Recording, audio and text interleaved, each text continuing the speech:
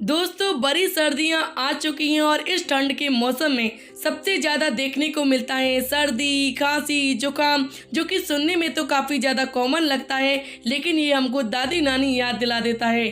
और दोस्तों बात करें बच्चों की, तो बच्चों की इम्यूनिटी पावर इतनी ज़्यादा स्ट्रांग नहीं होती।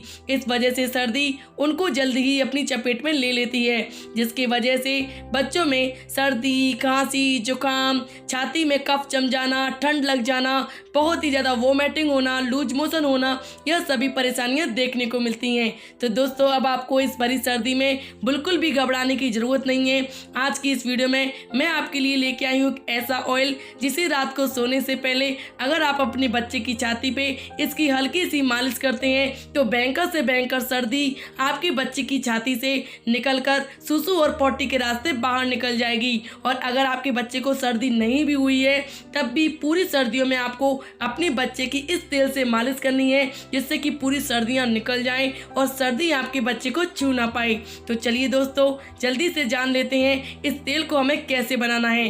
दोस्तों मैं यहाँ बता दूं, इस तेल को मैं अपने बच्चे के लिए हर सर्दियों में बनाती हूँ और वही मैं बनाने जा रही थी तो मैंने सोचा एक वीडियो बना लेती हूँ जिससे आप लोगों को भी मदद मिल जाए। तो दोस्तों इस तेल को बनाने के लिए सबसे पहले मैंने रखी हुई है यहाँ एक कढ़ाई। आपको कढ़ाई को हल्का गर्म कर लेना है और दोस्तों इसके बाद हमें इसमें डालना है सरसों का तेल। दोस्तों हमें यहाँ पे सरसों का तेल का ही इस्तेमाल करना है। आपको कितनी क्वांटिटी में बनाना है उतना सरसों का तेल ले लेना है और दोस्तों सरसों के तेल को आपको एकदम गर्म कर लेना है, जिसमें से हल्का हल्का धुआं निकलने लगे। और जब आपका सरसों का तेल अच्छे से गर्म हो जाए इसके बाद हम डालेंगे अजवाइन। अजवाइन की क्वांटिटी आप देख सकते हैं, इतने ऑयल के हिसाब से मैं इतनी क्वांटिटी में ले रही हूँ। अब आप कितनी क्वांटिटी में बना रहे हैं वो आप पे डिपेंड करता है।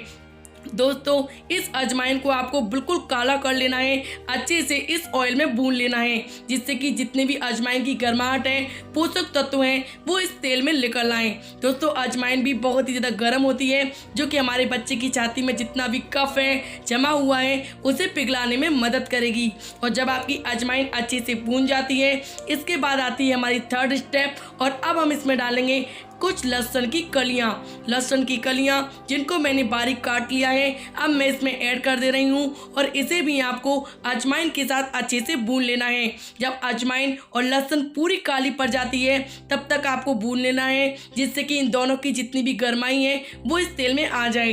और दोस्तों आप दोनों ही जानते होंगे कि अजवाइन और लहसुन ये दोनों ही चीज़ें बहुत ही ज़्यादा गर्माहट प्रदान करती हैं, जो कि आपके बच्चे की छाती में जितना भी कफ होगा उसे सुसु और पॉटी के रास्ते बाहर निकाल देंगी। तो दोस्तों यहाँ आप देख सकते हैं अजवाइन और लहसुन अच्छे से भुन चुकी है। अब आपको गैस को बंद कर देना है और इसे ठंडा होने के लिए छोड़ देना है। दोस्तों आप देख सकते हैं कुछ समय बाद मेरा ठंडा हो चुका था तेल, जिसे मैंने ग्लास में निकाल लिया है। अब आपको क्या कर लेना है, आपको कोई भी खाली कंटेनर लेना है और स्ट्रेनर की मदद से इस जो आपने ऑयल बनाया है इसको छान लेना है।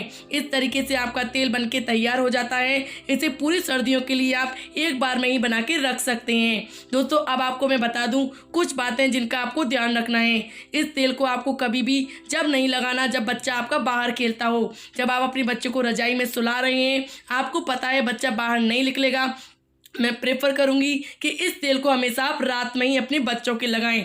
और ध्यान रखें जब भी आप इस तेल को लगाती हैं आपको स्ट्रिक्ट ऐसे ही नहीं लगाना, आपको इसको हल्का सा गुनगुना करना है और उसके बाद लगाना है। सबसे पहले आपको अपने बच्चे के तलवे पे इसे लगाना है। तलवे पे लगा के आपको बच्चे को सॉक्स पहना देना है।